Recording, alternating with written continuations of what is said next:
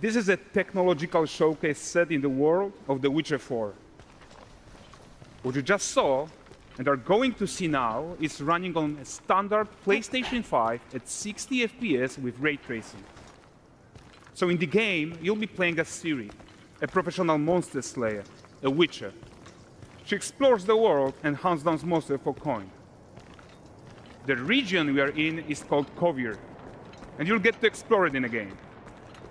Right now, Ciri is investigating a monster, and after gathering new clues, she is heading back to a nearby village.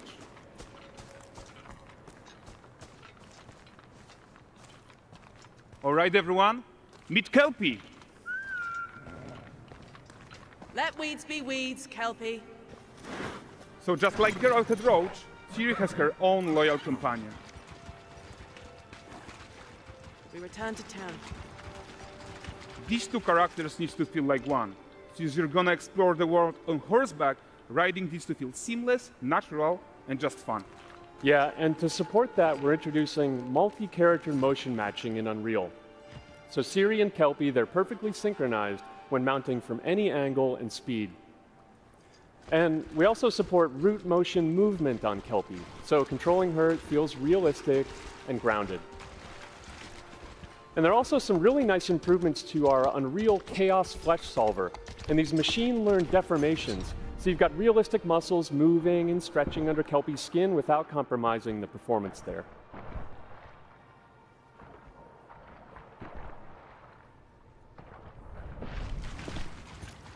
So let's leave Ciri behind for a second and talk about the world itself. So much of the Witcher world is natural, organic, especially Kovier with its dense forest and wild nature. Yeah, and wild nature is hard. And with Nanite geometry, we've freed artists from so many of their old constraints. But we don't want to rest until everything we do in Unreal has that same spirit of freedom. There's always more work to do. And Foliage is a huge piece of that puzzle. So we are excited to introduce Nanite Foliage. And in order to achieve gorgeous foliage density everywhere, while still being memory efficient, fast to render, we believe that a new idea was needed. So instead of the same card approach we've been using for the past 20 years, artists should be free to take a nanite approach to foliage, modeling every single leaf and pine needle. And the old LOD tricks of the past, they needed a complete rethink. And in their place, it's a new adaptive voxel representation in Nanite. It's volumetric, it's fully 3D, it is super fast to render. And these dense clusters of triangles turn into these cubes, which at a distance, they're no larger than a pixel, and they react to the changing light of our dynamic sun and our shadows, and they allow artists to render whatever amount of foliage is needed to achieve their vision without compromise. And no compromise means how ambitious we are when it comes to bringing our vision to life with incredible visuals. But more than that, together with Epic, we created faster way to load the world. We can now bring in more content more quickly for the smoothest possible experience as we fly down to catch up with Ciri.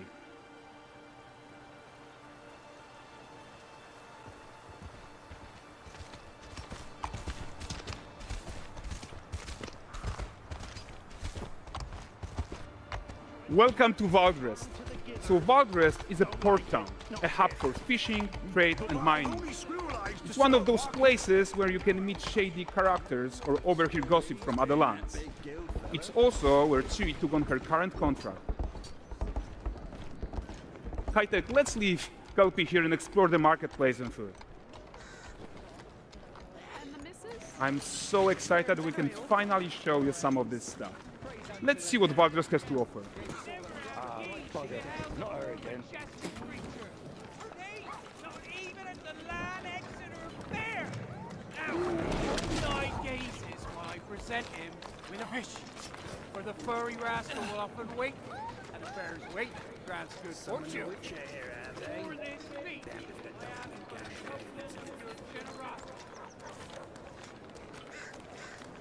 Pardon.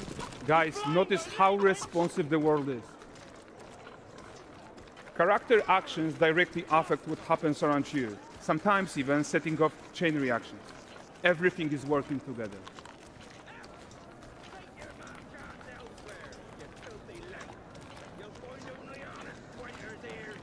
Oh, look at this poor gentleman being taught how to fly by an angry innkeeper. That's what happens when you cheat at Gwent.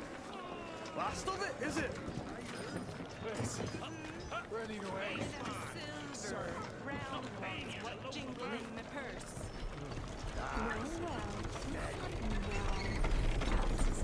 Okay, so this is the guy who gave the series quest his own. Like you probably suspect, he has his own agenda in all of this. You're off your tits again, Wilfred. Get your ass up.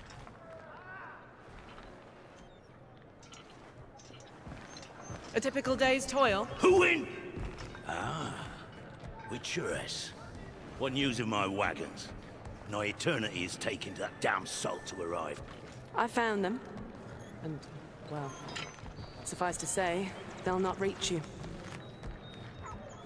As for the salt, I found not one speck. I presume this comes as no surprise to you. Now. Kovier's smuggling trade is of no concern to me. Shush. The manticore that flattened your cart and devoured your men, quite the opposite. Manticore? No, them winged hellspawn dwell in the arse end of Creighton. While Siri decides what to do about that merchant, let's take a look at the character technology that powers this marketplace. Why don't we listen in on these fishmongers? They're selling their wares, chatting up customers. Morning, catch this is. Won't find none fresher.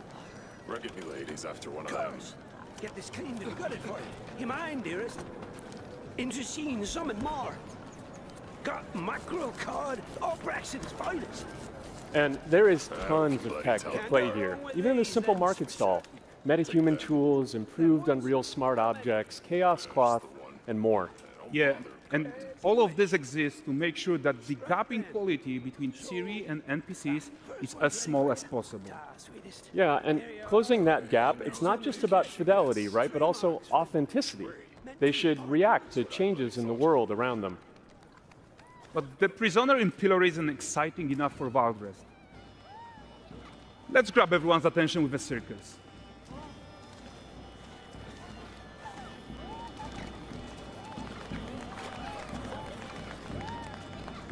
But the great performance deserves a huge crowd though. Let's crank it up.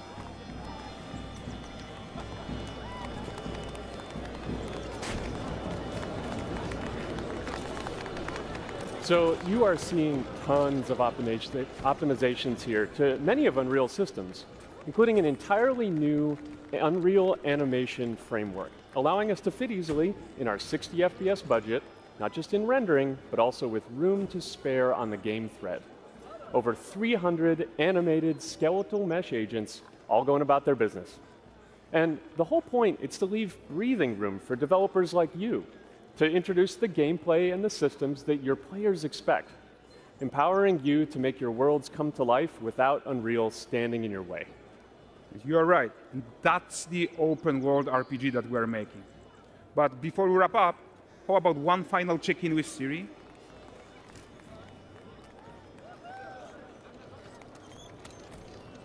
We are making this game to be the most immersive and ambitious open world Witcher game ever.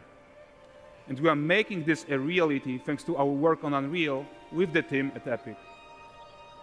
I think what we're doing together is going to bring in a new generation of open world RPGs, and I'm so proud of what we accomplished so far. We are too. So we're almost done, but before we go, here's a small gift for all Witcher fans. A first look at Lanexeter.